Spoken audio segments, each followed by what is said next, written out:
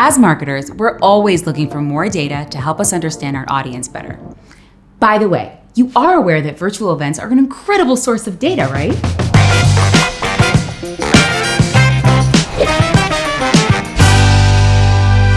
Event data, such as user interests, viewership, and engagement levels, help improve your current event and future ones. But it also tells you a lot about your potential and existing users. It'll be a shame not to use it for all your marketing efforts. So use that data. Use it to adjust your positioning, tweak your messaging, and optimize your targeting.